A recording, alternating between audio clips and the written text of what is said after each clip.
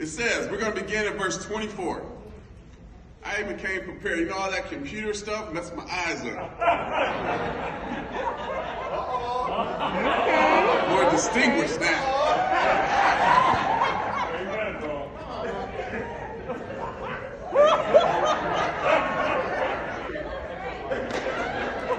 My daughter said I look great. She just want to ride home. That's all right, John chapter 20, verse 24, it says, Now Thomas, called Didymus, one of the 12, was not with the disciples when Jesus came. So the other disciples told him, We have seen the Lord. But he said to them, Unless I see the nail marks in his hands, and put my finger where the nails were, and put my hand into his side, I will not believe it. A week later, his disciples were in the house again, and Thomas was with them. Though the doors were locked, Jesus came and stood among them and said, Peace be with you. Then he said to Thomas, Put your finger here. See my hands? Reach out your hand and touch into my side. Stop doubting and believe. Amen. Thomas said to him, My Lord and my God. Yep. Then Jesus told him, Because you have seen me, you have believed. Blessed are those who have not seen and yet have believed. Amen. Jesus did many other miraculous signs in the presence of his disciples, which are not recorded in this book. But these are written that you may believe that Jesus is the Christ, the Son of God, and that by believing you may have life in his name. John chapter 20. This right here, what we just read, would be a phenomenal way to end the book. Jesus comes back from the dead. He says, look, here's proof. Touch me. Look at it. It says there are so many miracles that Jesus did, they're not even all written in this book. But the ones in this book are written so you and I and others could believe that Jesus is the Son of God, the Savior. Even to the point that the doubting disciple Thomas believed and said, My Lord and my God. Now this would be, if this was a movie, as he touched Jesus and said, My Lord, my God, this is where the credits would start rolling.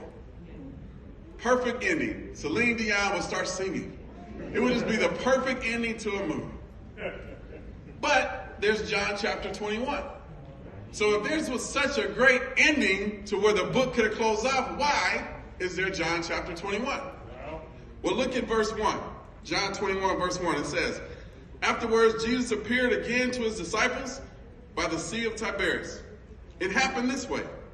Simon Peter, Thomas, called Didymus, Nathanael from Cana in Galilee, the sons of Zebedee, and two other disciples were together. I'm going out to fish, Simon told them, and they said, We'll go with you. So they went out and got into the boat. But that night, they caught nothing. So afterwards, they decided, let's go out fishing. They go out there and didn't catch anything whatsoever. But yet, Jesus now appears on the scene. Look at verse 4. It says, Afterwards, Jesus appeared again to his disciples by the Sea of Tiberias. Verse 4. Early in the morning, Jesus stood on the shore, but the disciples did not realize that it was Jesus. So they went out fishing, didn't catch anything. Jesus comes on the scene, and they didn't realize it, but that was Jesus Christ. Now, again, if this is such a great ending to the book, why is there John chapter 21? Well, here's what I think. Imagine that Jesus isn't talking to Peter, but he's talking to you directly. Mm-hmm. He's talking to you. He's talking to me. He's talking to every single person that will come after him. And look at what happens. John 21 and verse 15. When they had finished eating, Jesus said to Simon Peter, Simon, son of John, do you truly love me more than these? Yes, Lord, he said, you know that I love you. Jesus said, feed my lambs. Again, Jesus said, Simon, son of John, do you truly love me? He answered, yes, Lord, you know that I love you. Jesus said, take care of my sheep. The third time, he said to him, Simon, son of John, do you love me?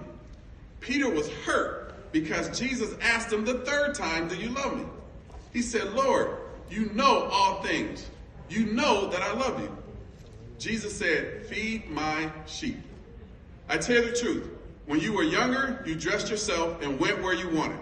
But when you're old, you will stretch out your hands and someone else will dress you and lead you where you do not want to go. Jesus said this to indicate the kind of death by which Peter would glorify God. Then he said to him, "Come, follow me." Now, when we look in John chapter 21, again, picture Jesus not talking to Peter, but he's talking to you. And the question for you is, do you truly love me? This is what he asked Peter, but this is what he's asking you. He looks him straight in the eye and says, do you truly love me? Now, whether or not we want to admit this, the answer to that question will be demonstrated in every aspect of our lives. See, in your marriage, if you truly love Jesus, you're going to conduct yourself in your marriage in a godly way.